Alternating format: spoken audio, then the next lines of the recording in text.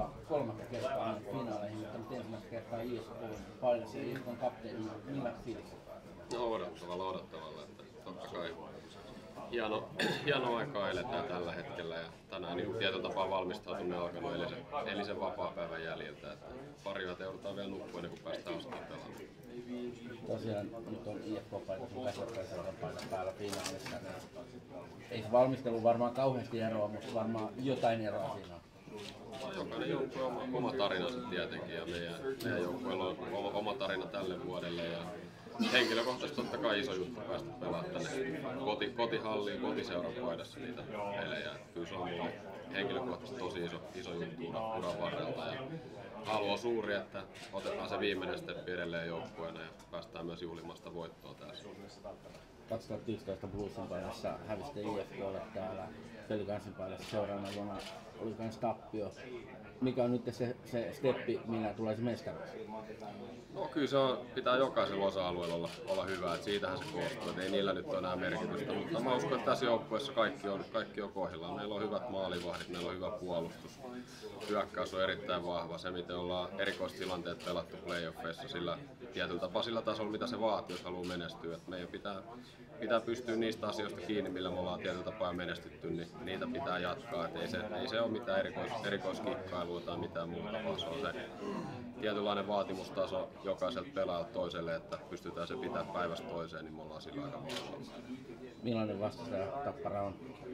No eilen katsoin ekan peli jotain muita kuin meidän pelejä, niin trappia hän pelaa, seisoo keskialueella aika vahvasti niin kuin koko kauden, että aika erityylinen vastustaja mitä meillä on tässä ollut, mutta me lähdetään pelaamaan totta kai sitä omaa peliä, siinäkin ne tärkeät jutut sama, ehkä vähän silleen jyppi, että sinne syvälle niitä kiekkoja pitää niiden pakkeen taakse saada, että ei saa missään nimessä jäädä siihen keskialueelle. Ja toinen mikä heillä on vahvat erikoistilanteet, kyllähän he on sillä kanssa menestynyt erittäin vaarallinen YV ja hyvä AV, että ne tulee olemaan isossa osassa peleissä. Tappara on ollut IFK:lle aika hankala viime vuosina, pari tappiota pudotuspeleissä ja sitten runkosarjassakin hallitsee aika hyvin. No joo, jokainen vuosi on erilainen, eri joukkue kuin silloin joskus aikanaan vastakkain, mutta hyvä joukkue niin kuin sanoit vastassa. Varmasti on kaksi parasta joukkuetta finaaleissa ja ehkä kuitenkin vähän erityylisiä ne joukkueet. Niin kuin sanoin, niin heidän se tietyllä tapaa se trappi on heidän niin kuin vahvuus ja se iso juttu millä he pelaa, mutta kyllä heillä löytyy myös hyökkäysvoimaa ja luovuutta siellä, mutta kyllä me yritetään olla ehkä se tietyllä tapaa energisempi ja hyökkäämpi osapuoli tässä sarjassa. Ja Hampaakolla se joukkueella varmaan on viime vuosilta. No ei meillä ole viime vuosilta mitään, meillä on tälle vuodelle.